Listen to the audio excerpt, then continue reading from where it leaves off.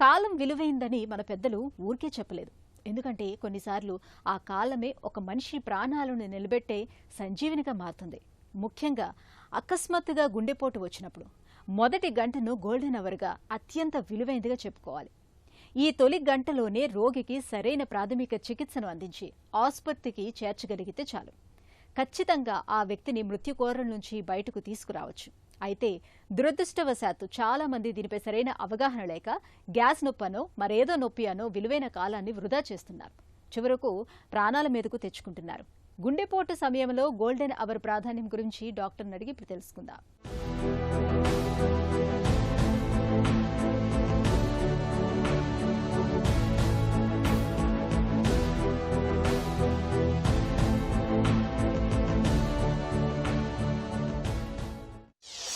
గుండెపోటు అని తెలుసుకోవటం ఎలా? గుండెపోటు సమయంలో ఏం జరుగుతుంది? గుండెపోటు అంటే గుండెకి రక్తం సరఫరా చేసే రక్తనాళాల్లో ఏదో ఒక రక్తనాళం సడన్గా మూసుకుపోవటం వలన గుండెలో ఒక భాగానికి రక్త సరఫరా నిలిచిపోయి ఆ భాగం డ్యామేజ్ జరగటం అనేది జరుగుతుందండి. దీన్నే హార్ట్ అటాక్ లేదా గుండెపోటు అంటాము. సో ఇలాగా గుండెపోటు వచ్చినప్పుడు సమయం అనేది చాలా ఇంపార్టెంట్. అంటే మొదట 12 నుండి 24 గంటల్లో ఆ భాగం అంతా కూడా పూర్తిగా పర్మనెంట్గా డ్యామేజ్ అయిపోయే అవకాశం ఉంటుంది. సో అందుకని గుండెపోటు మొదలైన తర్వాత ఎంత త్వరగా వైద్యం తీసుకుంటే అంత మనం హార్ట్కి డ్యామేజ్ జరగకుండా నివారించుకోవచ్చు అన్నమాట. సో ఇలాగ గుండెపోటు వచ్చినప్పుడు లక్షణాలు అనేవి అనేక రకాలుగా ఉండొచ్చు. అంటే కొంతమందికి తీవ్రమైన ఛాతీ నొప్పి రావచ్చు, చేయి లాగుతున్నట్లు అనిపించవచ్చు, దవడ నొప్పి అనిపించవచ్చు, లేదా బాగా అజీర్తిగా మంటల్లో గుండెల్లో మంటగా అనిపించవచ్చు. వీటితో పాటు బాగా చెమట పట్టేయటం, దడగా అనిపించటం, ఆయాసం అనిపించటం, వికారంగా అనిపించటం, ఒకసారి వాంతులు అవ్వటం, ఇలాంటివి లక్షణాలు గుండెపోటు వచ్చిన సమయంలో ఏ వ్యక్తిలో అయినా ఉండొచ్చు. కాకపోతే అందరికీ కూడా ఒకే రకమైన లక్షణం ఉండకపోవచ్చు. గుండెపోటు అని తెలిసినప్పుడు కుటుంబ సభ్యులు వెంటనే ఏం చేయాలి? మనకి గుండెపోటు ఏమో అని అనుమానం వచ్చినప్పుడు ఫస్ట్ థింగ్ ఏంటంటే ఏదైనా పని చేస్తూ ఉంటే ఆ చేస్తున్న పనిని వెంటనే ఆపి కూర్చోవడం అనేది, రెస్ట్ తీసుకోవడం అనేది చాలా ఇంపార్టెంట్. రెండోది, అలాంటి లక్షణాలు కనిపించినప్పుడు, అనుమానం ఉన్నప్పుడు, అంటే అది గుండెపోటు కావచ్చు కాకపోవచ్చు, కానీ అలాంటి లక్షణాలు వచ్చి ఇది గుండెపోటు ఏమో అని అనుమానం ఉన్నప్పుడు స్వంతగా డ్రైవ్ చేసుకుంటూ హాస్పిటల్కి మాత్రం వెళ్ళొద్దు. వైద్యం ఎంత త్వరగా జరిగితే గుండెపోటు వచ్చినప్పుడు నష్టం అంత తగ్గించుకోగలిగే అవకాశం ఉంటుంది. దగ్గరలో ఎవరూ లేనప్పుడు గుండెపోటుకు గురైన వ్యక్తి ఎలాంటి జాగ్రత్తలు తీసుకోవాలి? గుండెపోటు వచ్చి దగ్గరలో మనకి అంటే మన ఇంట్లో ఎవరు లేనప్పుడు వెంటనే వీలైతే అంబులెన్స్కి ఫోన్ చేయటం ఇంపార్టెంట్ అని. ఇటీవల కాలంలో మన గవర్నమెంట్ రన్ చేస్తున్న అంబులెన్స్ ఫెసిలిటీస్ 108కి కాల్ చేయొచ్చు, లేదా మీకు దగ్గరలో ఉన్న ఏదైనా ప్రైవేట్ హాస్పిటల్కి సంబంధించిన అంబులెన్స్ని కూడా వెంటనే పిలిచే అవకాశం ఉంటుంది. ఆర్ మీ మిత్రులను ఎవరైనా వెంటనే ఫోన్ చేసి వచ్చి మీకు సహాయం చేయమంటాం అనేది కూడా చాలా ముఖ్యం అన్నమాట. గుండెపోటు వచ్చినప్పుడు ఆస్పిరిన్, సార్బిట్రేట్ మాత్రల్ని ఎలా వాడాలి? ఆల్రెడీ గుండె సమస్య ఉన్నవాళ్ళు వాళ్ళ దగ్గర సార్బిట్రేట్ టాబ్లెట్ ఉంది అని అనుకుంటే అప్పుడు అది వాడే అవకాశం ఉంటుంది, వాడుకోవటం మంచిదన్నమాట. అంతేగాని అంటే ఇప్పుడు ఒక 10 ఛాతిలో నొప్పులు చూస్తే అందులో అన్నీ గుండెపోట్లు కావు. సో ఇప్పుడు ఏదో మామూలు ఎముకల నొప్పో, కండరాల నొప్పో, ఇలాంటి నొప్పులకి సార్బిట్రేట్ టాబ్లెట్ వెంటనే నాలుగు కింద పెట్టుకోవడం వల్ల బీపీ డౌన్ అయిపోయి ఒకసారి కళ్ళు తిరిగి పడిపోవడం కూడా జరుగుతూ ఉంటుంది. సో అందుకని ఇది డెఫినెట్గా హార్ట్ పెయిన్ అన్న ఇది ఉంటే అప్పుడు సార్బిట్రేట్ అనేది నాలుగు కింద పెట్టుకోవడం మంచిది. అది ఎలా తెలుస్తుంది? అంతకుముందు ఆల్రెడీ హార్ట్ ప్రాబ్లం ఉండి ఎక్స్పీరియన్స్ అయిన వాళ్ళకి ఇట్స్ ఈజీ, ఇది హార్ట్ పెయిన్ అనేది వాళ్ళు గుర్తించడం చాలా తేలిక. అది లేకుండా మామూలు సామాన్య ప్రజానీకానికి ఇంట్లో సార్బిట్రేట్ రోజు పెట్టుకోము. ఒకటి. రెండోది ఏంటంటే ఏ నొప్పి వచ్చినా పర్వాలేదు అని సార్బిట్రేట్ నొప్పి టాబ్లెట్ వేసుకోవడం, వెంటనే ఆస్పిరిన్ వేసుకోవడం కూడా మంచిది కాదు. గుండెపోటు వచ్చిన వ్యక్తిని నడిపించుకుంటూ ఆసుపత్రికి తీసుకెళ్ళొచ్చా? గుండెపోటు ఏమో అని అనుమానం ఉంటే నడవటం అనేది, లేదా మెట్లెక్కడం కానీ, బయటికి వెళ్ళటం కానీ, సెల్ఫ్ డ్రైవింగ్ చేయటం కానీ వీలైనంత వరకు చేయకూడదు.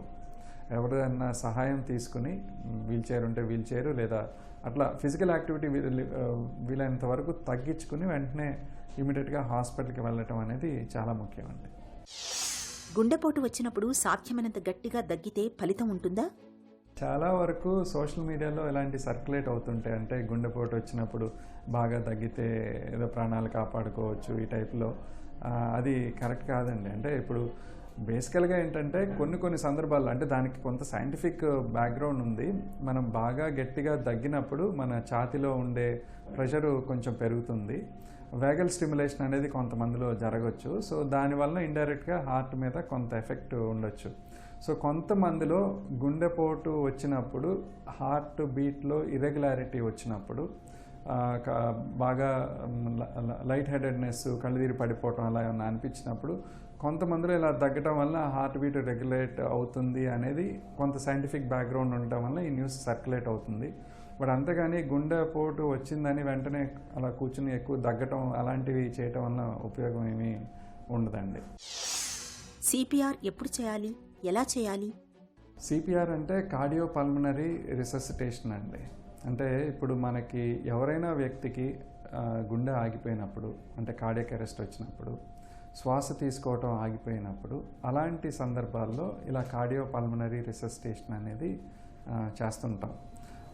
అంటే ఇది చేయటం ద్వారా మనకి ఏ కారణం వల్ల అయితే ఇలా గుండె ఆగిపోయిందో లేదా బ్రీతింగ్ ఆగిపోయిందో వాటిని సరి చేయటం ద్వారా మనకి తిరిగి హార్ట్ బీటు, బ్రీతింగ్ పికప్ అయితే ఆ మధ్య టైంలో మన బాడీలో సర్క్యులేషన్ మెయింటైన్ అవటానికి, బాడీలో ఆర్గన్స్ డ్యామేజ్ అవ్వకుండా ఉండటానికి ఈ సిపిఆర్ అనేది కార్డియోపల్మనరీ రిససిటేషన్ అనేది ఉపయోగపడుతుంది. సిపిఆర్లో బేసికల్గా చేసేది ఏంటంటే ఇందులో 2 రకాలు ఉంటాయి. అంటే ఓన్లీ చెస్ట్ కంప్రెషన్స్ చేయటం, అంటే మన హ్యాండ్ ద్వారా మన బాడీ వెయిట్ని ఇచ్చి చెస్ట్ని కంప్రెస్ చేయటం. సో అది అలా నిమిషానికి 100 సార్లు చేయొచ్చు. సో అది బేసికల్గా హార్ట్ మీద ప్రెషర్ ఇచ్చి హార్ట్ ఆగిపోయినప్పుడు హార్ట్ ఎలా పంప్ చేస్తుందో అలా కొంతవరకు సర్క్యులేషన్ మెయింటైన్ చేయడానికి హెల్ప్ చేస్తుంది. రెండో కాంపొనెంట్ బ్రీతింగ్. అంటే ఇది అన్నిసార్లు వీలు అవ్వకపోవచ్చు అన్ని సందర్భాల్లో కూడా. సో ఇలా కార్డియాక్ మసాజ్ చేస్తూ, అంటే చెస్ట్ కంప్రెషన్ చేస్తూ మౌత్ టు మౌత్ బ్రీతింగ్ ఇవ్వటం కూడా ఒక ఆప్షను. కానీ అట్లీస్ట్ మన హ్యాండ్ కంప్రెషన్ చేయటం, చెస్ట్ కంప్రెషన్ చేయటం ఇంతవరకు చాలామంది ఇంట్లో అయినా వెంటనే ఇనిషియేట్ చేయగలిగే అవకాశం ఉంటుంది. సో ఇది జనరల్గా అవేర్నెస్ బిల్డప్ చేసి మనకి సోషల్ మీడియాలో చాలా ఉన్నాయి వీటి మీద వీడియోస్. ఒకసారి చూసుకుంటే అది అందరికీ ఉపయోగపడే అంశం అండి. గుండెపోటు విషయంలో మనకి ఎలాంటి అవగాహన అవసరం? టైం గడిచే కొద్దీ గుండెకి డ్యామేజ్ అనేది జరుగుతుంది మన ఇంట్లో ఫైర్ యాక్సిడెంట్ లాగానే.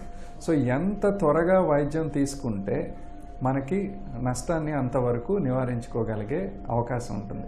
సో ఈ వైద్యం తీసుకోవాలి అని అనుకుంటే ఫస్ట్ ఆ పేషెంట్ వైద్య సహాయం కోరటానికి తనకి గుండెపోటు ఏమన్నా అనుమానం ఉండాలి. అంటే ఆ వైద్య సహాయం, ఆ గుండెకి సపోర్ట్కి సంబంధించిన లక్షణాలను గుర్తించి ఇది గుండె సమస్య అయ్యే అవకాశం ఉంది, ఇది గుండెపోటు ఏమో అని అనుమానం ఉంటే వెంటనే వెళ్ళి హాస్పిటల్లో ట్రీట్మెంట్ తీసుకోవడం అనేది చాలా ముఖ్యం. దీన్ని గోల్డెన్ అవర్ అంటాం. అంటే మొదటి 2-3 గంటల్లో వెంటనే వైద్యం తీసుకుంటే హార్ట్ డ్యామేజ్ జరగకుండా ప్రివెంట్ చేయొచ్చు. సో దానికి గుండెపోటుకి సంబంధించిన లక్షణాల గురించి అవగాహన పెంచుకోవటం, ఏమైనా అనుమానం ఉన్నప్పుడు అశ్రద్ధ చేయకుండా వీలైనంత త్వరగా హాస్పిటల్కి వెళ్ళటం, ట్రీట్మెంట్ తీసుకోవడం అనేది చాలా ఇంపార్టెంట్ అండి. గుండెపోటు అంటే మన పాలిట పిడుగుపాటి. ప్రాణాల మీదకు వచ్చే ఇలాంటి విపత్కర పరిస్థితుల్లో మనం ఆగమేఘాల మీద స్పందించినప్పుడే ఆయువు పట్టు లాంటి గుండెను కాపాడుకోగలం. ముఖ్యంగా గోల్డెన్ అవర్ అయిన తొలి గంటలో వేగంగా ఆసుపత్రికి చేరగలగడంతో పాటు అంతే వేగంగా చికిత్స పొందగలగాలి. సకాలంలో సత్వర వైద్యం పొందినప్పుడే నిండు ప్రాణాల్ని నిలుపుకోగలం.